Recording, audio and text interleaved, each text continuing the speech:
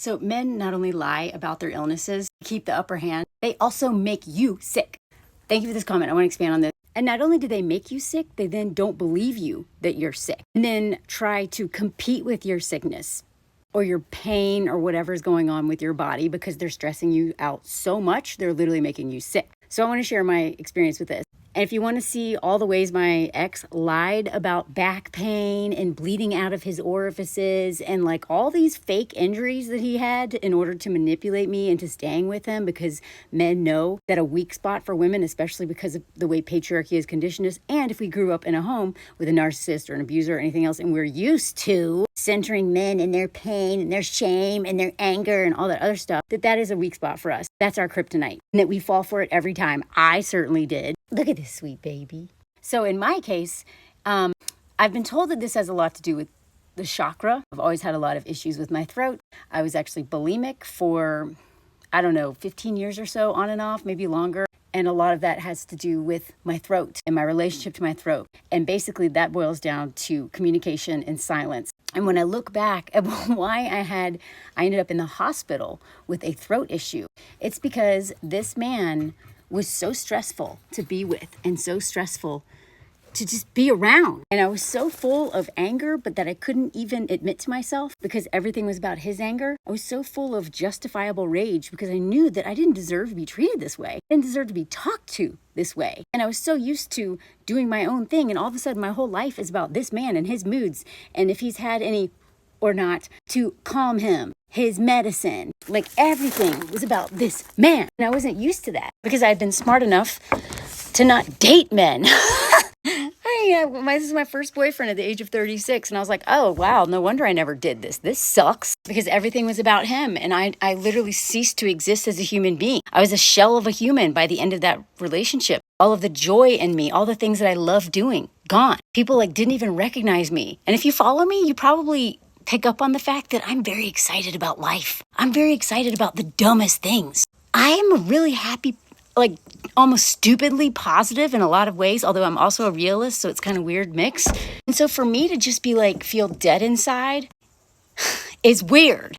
My husband calls me the tornado rainbow because I'm just so full of energy. It's chaotic, but it's beautiful, as he says. So for me to just be like a zombie was because this abusive man exhausted me. And I was so full of rage that I was not allowed to even acknowledge or let out or even admit to myself that it was stuck here in my throat. I was biting my tongue, silencing myself.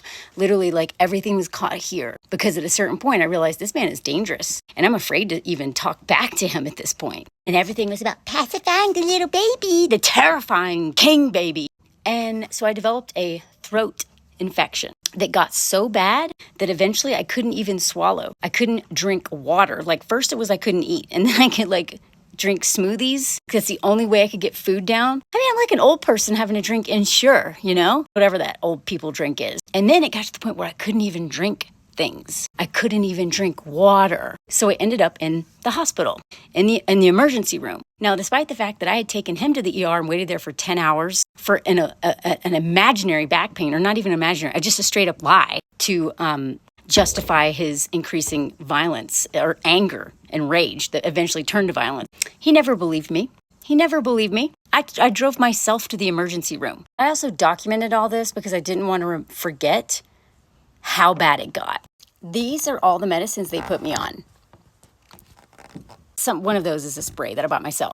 But all of that was so that I could swallow. They put me on steroids, they put me on antibiotics, they put me on all this stuff because they didn't know what was going on. They even sent me down to Los Alamos to their throat specialist, who almost took out my tonsils because they're like, we don't know what's happening, but this is bad. There was this huge thing, this white thing that had just taken over in my throat.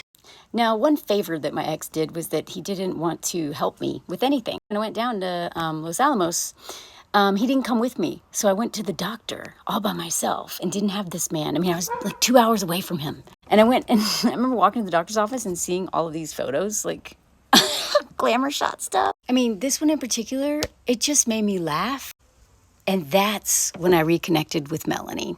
That was the reminder to me of who I am. Because my sense of humor has always been the thing that takes me out of insufferable moments, or just a lot. Anytime I'm in pain or like in my stuff, if I look around, I almost always see something that cracks me up. And that like helps me take a breath and return to myself. Like that's the thing that reminds me that not God, but like something else.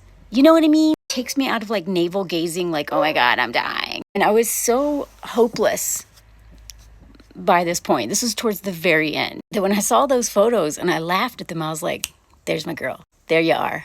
Okay, Melanie, I already had an exit plan. I was going to go to LA. I had my friend Andy flying down from Alaska to help me get out. Like I knew I was getting out of this situation. I was just like waiting it out, which in retrospect was a terrible idea because I almost got unalived and I got raped.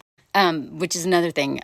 Every time you think you're one step ahead of them, you're not. They always come with something. They're always one step ahead of you, man. Never underestimate abusers. So anyway, when I went into the doctor's office, he was like, so I think maybe we should take them out to get rid. And I was like, honestly, I'm in a really terrible situation right now, a really stressful relationship. I wasn't like, it's abusive. It's none of your business. But I was like, I'm pretty sure this is linked to that. I'm pretty sure as soon as I get out of this, my throat will just heal. And he's like, okay, well, yeah, I mean, it is a procedure that you should think about. So if you think that it's just because of your situation, we shouldn't do it. So I didn't get my tonsils out. But of course, when I got back from that trip, my ex was convinced that I had cheated on him. In like the 4 hours that I was gone or 5 hours I was gone, I went all the way to Los Alamos to cheat on you. Okay, you're the one putting Craigslist ads up to get like this man was cheating on me with so many women. The last thing I wanted to do was get involved with another man after seeing how stressful just one is. Anyway, as soon as I got to LA, throat problems, gone. Magically disappeared. Now, whenever I have any kind of PTSD stuff come up, anytime this is actually the red flag that I'm in a situation I need to get out of, or I'm talking to somebody who is not listening and like draining me. Like, I actually appreciate that my throat is kind of like the litmus test or like the canary in the coal mine. I don't know, whatever metaphor is the right one for that. But the point of this story is that these men, even if they are not physically leaving scars, what they're doing is worse. It's invisible, but it's worse. And the PTSD that I'm still going through right now, you can see some of my recent videos about just being triggered at a medieval fair and going into the next day like a punching pillows rage because this stuff is so deep in me.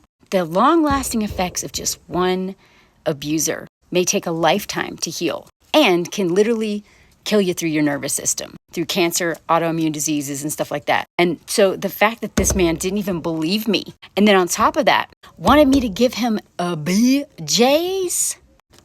Imagine a woman with a throat infection, can't even drink water, is on steroids to be able to swallow, and you're still asking for BJ's.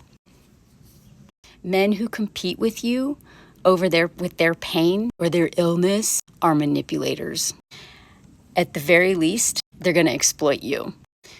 At the very most, they will literally unalive you. Please don't be with these men. You won't understand until years later just how much damage they did to you. If you can, please get out. Save your life. Because these men aren't even sick. They're lying.